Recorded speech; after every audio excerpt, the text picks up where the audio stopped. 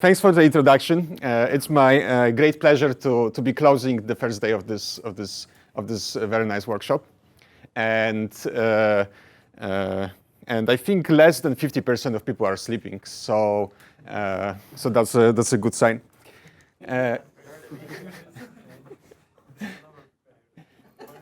Okay, so what I'm going to talk about is communication complexity of learning discrete distributions.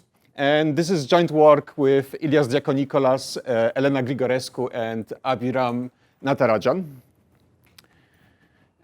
So throughout this talk, we're going to assume that we have access to a stream of independent samples from some unknown distribution. Like in general, we're going to assume that this distribution is on numbers from 1 through n. And in this setting, usually the goal is to solve one of those three generic problems. Like the first problem is to learn the distribution, right? This is a very specific problem. Then you can just ask, does this distribution have a specific property, right? You can ask if it's a uniform distribution. You can ask if it's a unimodal distribution. There are lots of properties that people have considered. Finally, you can just ask what's the for some specific parameter of this distribution. Like you can say, ask what is the variance of the distribution or something like that. So these are like three very generic problems that people have considered in this kind of setting. And usually we don't have to solve those problems exactly, which is often impossible. We are happy with some small error in the total variation distance, right, which is often referred to as the statistical distance. And traditionally, this kind of research has mostly focused on figuring out what is the optimal number of samples necessary to solve a specific problem.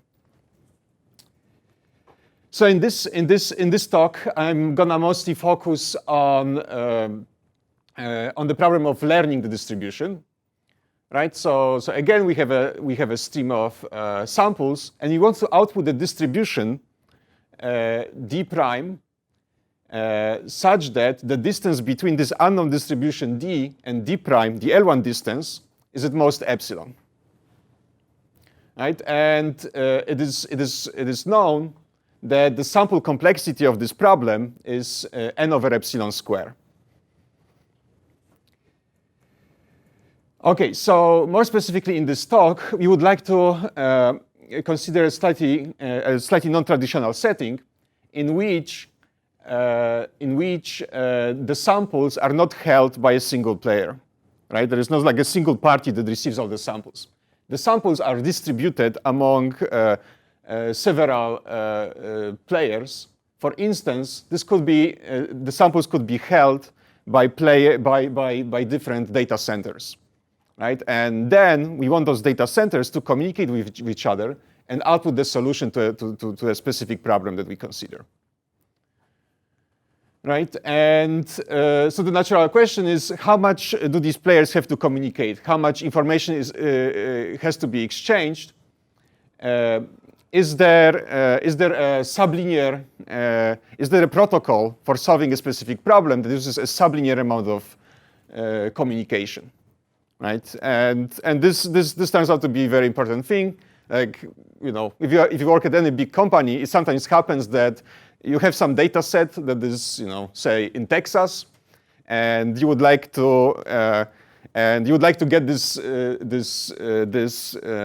to bring this data set to your location, and then it turns out that like the fastest way is to basically just send someone with a hard drive. Like put them on the plane and make them bring it back, right? Because just sending data can be extremely slow, right? So because of that, it would be great if we could solve some of these problems by just exchanging a small amount of data. And for simplicity, in this talk, I'm going to focus on the simplest possible model. So we're going to have a number of players, and each player is only going to receive one sample. right? And this player will be allowed to look at this sample, do whatever they want with this sample, but finally they will have to send, they will be allowed to only send one message to some designated player who we're gonna call a referee, right? And the samples and the messages that the players can send, we can assume that there is some public randomness that all of them can use, and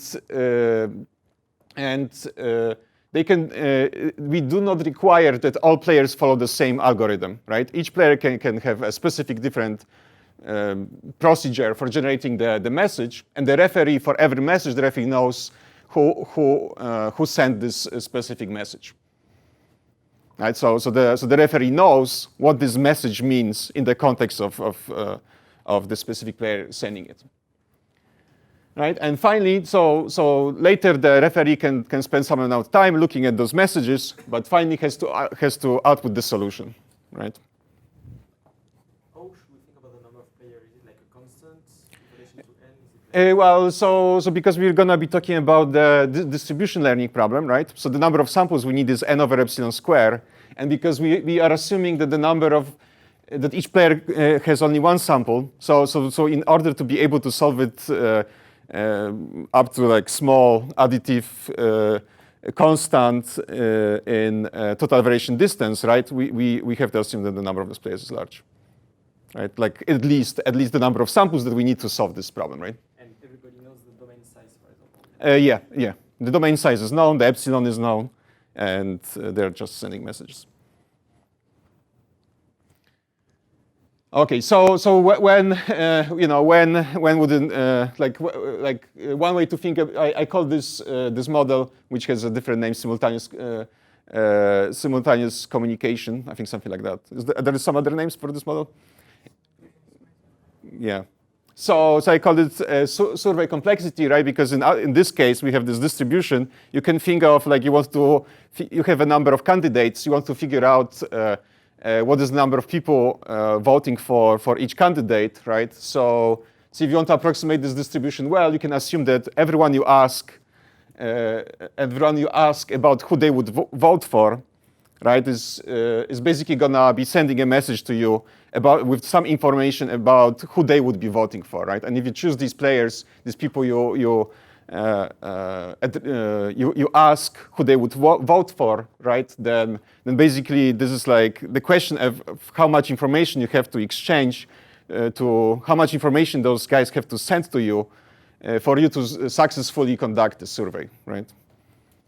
And of course, every sample, we assume that all numbers are between 1 and n, and every sample, of course, is log n bits, right? And the question is, can we, on average, make the communication less than log n per player, right? Do the players have to essentially send the samples they have?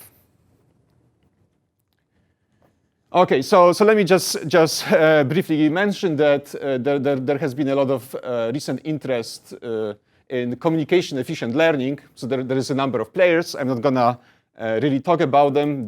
Some of them show upper bound, some of them show lower bounds, some of them show both. And like all these players have been mostly for continuous problems.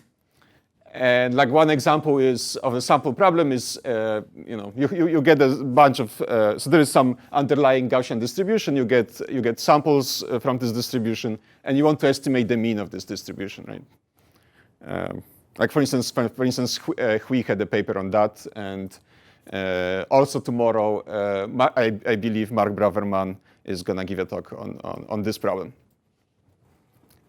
So hopefully he's going to share more details about those other papers. Okay, so let me start with a quick review of how the n over epsilon square sample complexity can be established for this problem. So the upper bound is very simple, right? You just collect a bunch of samples. This bunch of samples gives you an empirical. You look at the empirical distribution of those samples, and you just output. And this is the distribution that you output, right? And why do we know that n over epsilon squared samples is enough, right? So basically we do it in the following way. So we look at every at an arbitrary subset of the set 1 through n, right? And you can show that with this number of samples, your empirical distribution is gonna differ from the real distribution by at most epsilon over 2, with probability of error being exponentially small, right? And what you do next is you apply the union bound, right, over all possible subsets, because you can show that this L1 distance is exactly 2 times this quantity here, like the maximum difference on any subset. Right, and so by the union bound, this algorithm is gonna give you a good approximation to the real distribution with high probability.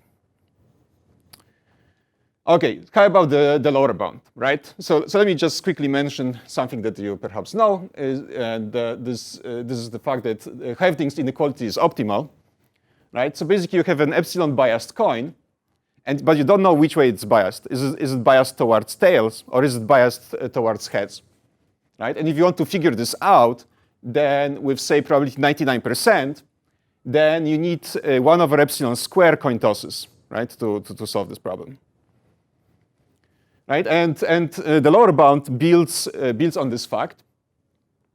So we're gonna have the following construction. So let's say our n is 8, right, and we're gonna partition the domain into pairs, right? The first pair is 1, 2, the second pair is 3, 4, and so on, right? And each pair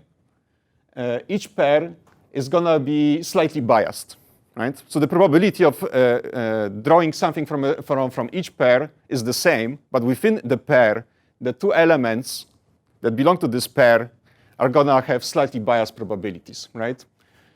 So we're gonna have some delta 1, which is gonna be either 1 or minus 1, delta 2, and so on, right? All these deltas are gonna be plus minus 1. It's basically the direction of the bias, right? And if we make this bias, say, minus 10 delta 1 epsilon in this direction and plus 10 delta 1 epsilon in the other direction, right? Then overall, this is gonna have the following nice property, that in order to output something that is close to this distribution, epsilon close to this distribution, and the total variation distance, we have to predict the bias, correctly predict the bias of more than 9 over 10 fraction of the pairs. Right? This is like a simple averaging argument. And because of that, learning the distribution requires n over epsilon squared samples. Right? Because you can show that if you draw random samples for most, if you make this constant in front of n over epsilon squared sufficiently small, this is gonna mean you're gonna receive relatively few samples for most of the pairs. So if you were able to learn, this distribution efficiently with this number of samples, correctly with this number of samples with high probability, this would also mean that you would be able to beat this lower bound for Heffding's inequality. Okay, so let me now move to the communication complexity lower bound that I'm going to show for this problem. And our main claim is that there is no protocol that uses significantly less than n over epsilon squared times log n communication average and succeeds learning the distribution with probability 99%.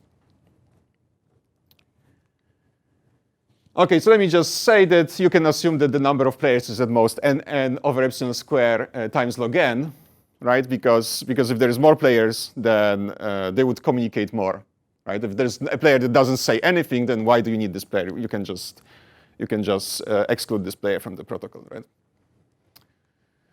Okay, so not very surprisingly, we're gonna use the same distribution, And it kind of makes sense, right? Because we want to show that we need that the communication complexity is log n times the optimal sample complexity, right? If we are using a distribution that would require fewer samples than n over epsilon square, this would mean that even if you multiplied it by log n, you would get a worse lower bound, worse requirement of the total communication, right? So this wouldn't be enough to prove the lower bound. Question? So for the upper bound, you showed basically the probability of error was exponentially small. Mm-hmm. So here also, can you get instead of 99 over 100, probability 1 minus something? Well, if you want this to be a function of you want the error to be a function of n, then I believe you would probably have to use more communication, but I'm not 100% sure. I'm happy to discuss it offline. Right, so we have this distribution, right? We use the same distribution again. And you can assume, like, under this distribution, right, which is generated randomly, you pick a random bias on each pair.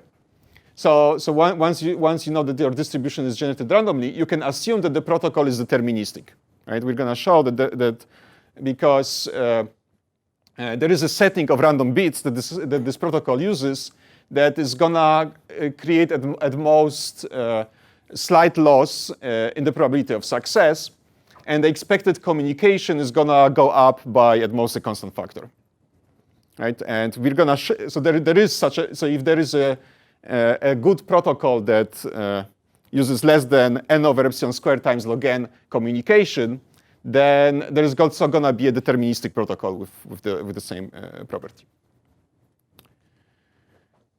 Okay, so what's the plan for the proof? So we assume that there is an amazing communication protocol, right? And then we're going to show for a random I is a random pair.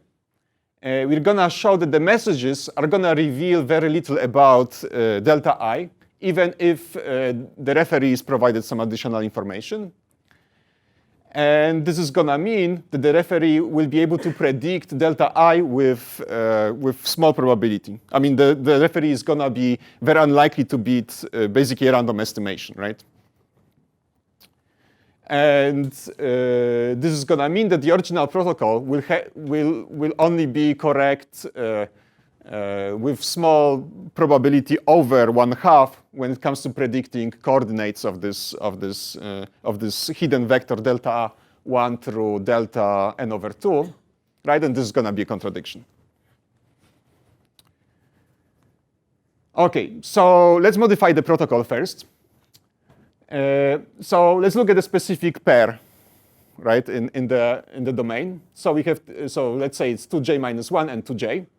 Right? And before we modify it, the protocol is going to send some message x for the element 2j minus 1, and another message y is going to be sent for the element 2j. Right? And now we're going to modify the protocol so that whenever it gets this element 2j minus 1, it sends the message xy. And whenever it gets the element 2j, it sends the message yx. Right? So for instance, assuming that 2j minus 1 and 2j were 3 and 4, right? What happens? So first, before the modification, 1, 3, and 6 are the elements for which the message x is sent, and message y is sent for 5, 4, 5, 8. Then after this modification, xy is going to be sent for elements 3 and 6, and yx is going to be sent for 4 and 5, right?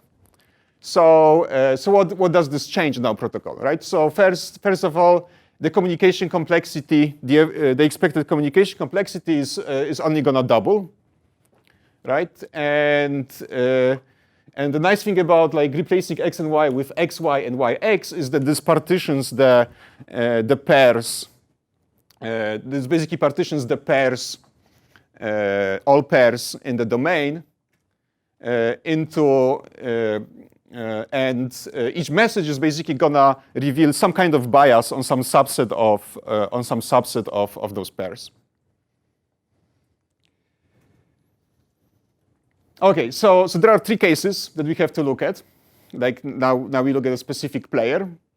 So there are three cases. So the first case is if for a given pair 2i minus 1 and 2i, when those messages sent for this pair are long, right? So if those messages are longer than log n over 100, which is only gonna happen for a small fraction of players, we can assume without loss of generality that the message is gonna reveal the sample, right? And if that's the case, then the mutual information between the message sent by this player and delta I is gonna be at most epsilon squared over n. Right? This is a very simple exercise to compute that this is actually epsilon squared over n. Okay, the second case is when this message xy is short, and the number of pairs for which this message is sent is small, right? Like at most, say, root n, right? So for a random I, again, this is going to happen with small probability, right? Because we have a very, so if the message is bounded by log n over 100, this is only like n to the 0.01 messages, different messages, right, of this length at most. And each of them is going to correspond to, in the worst case, to root n different pairs, right? So this is the number of different pairs for which this can happen, and we divide by n, right? Because n can be an arbitrary number between 1 and n. And so again, in this case, we can assume we can modify the protocol so that it reveals the entire sample. Again, the information, the mutual information between the message and this hidden delta I is gonna be epsilon squared over n. Right, and finally, the third and last case is that xy, this message xy is short, and the number of pairs for which this message is sent is large, right? So this can happen always, first of all.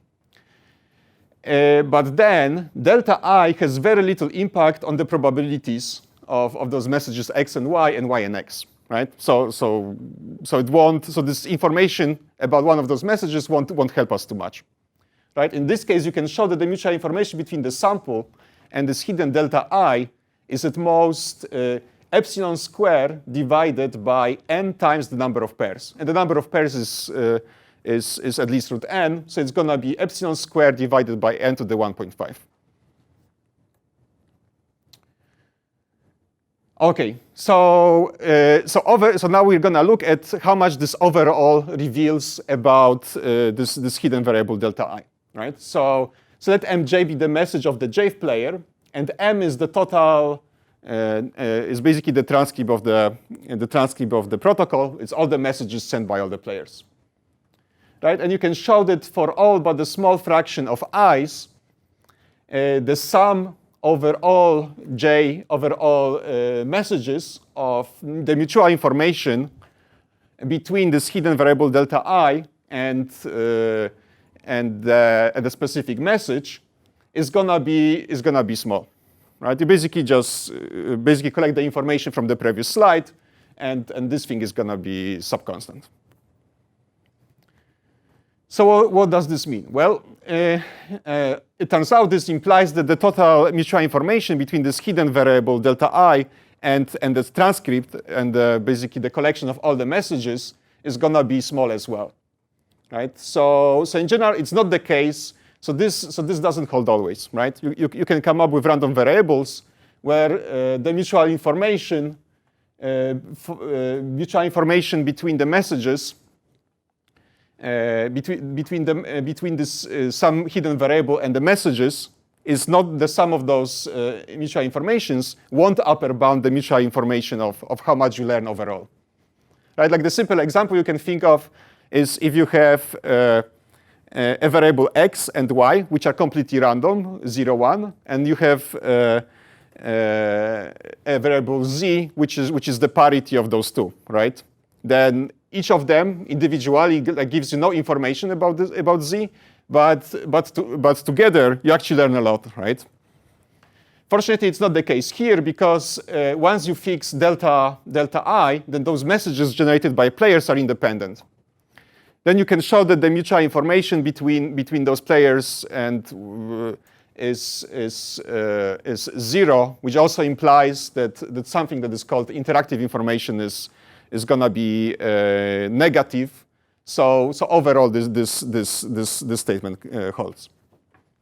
Okay, what does this imply?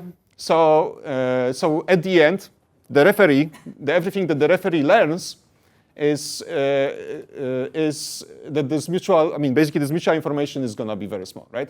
So what's the entropy of this hidden variable after seeing the transcript, right? So the conditional entropy is still gonna be very large, right? Which is gonna mean that we're gonna be very unlikely that the algorithm, the referee, is gonna be very unlikely to predict what delta I was, right? The probability of beating 1/2 is very small. Okay, so that's the end of this proof. So let me just make one quick distribution testing example, right? So for the most basic problem, distribution testing, we want to distinguish the case when the distribution is uniform versus the case that the distribution is significantly non-uniform, right? And the sample complexity of this problem is well known to be √n over epsilon square. And you can basically use the same techniques. If you, for instance, assume that all the messages are of short length, then you can use the same techniques that were presented here to show that the referee is going to be likely to learn only a polynomially small fraction of all the samples. And because other messages are going to provide very little information, this is not going to be enough to distinguish some well-known hard distributions for this problem. And this is going to roughly apply to some other distribution testing settings as well. Okay, so let me wrap up. So this talk, I showed the communication lower bound for learning discrete distributions. Players have to essentially transmit their samples, right? There is no significant super constant gain in the amount of communication exchange possible. And you can look at what would be the longer goals of this research. So you can try to reinterpret known distribution testing and learning results in this kind of framework. Perhaps you can design non-trivial protocols with sublinear amount of communication, and that's it.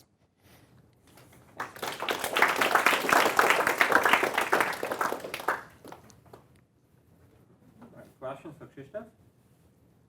Yeah. I'm considering generalizing it to other, for example, if I can learn some class with a query complexity Q, do the same kind of argument would work in general? For a specific, you mean for a subclass of distributions, Yes, or yeah? I haven't thought about this. This is a natural next thing to think of. Yeah. All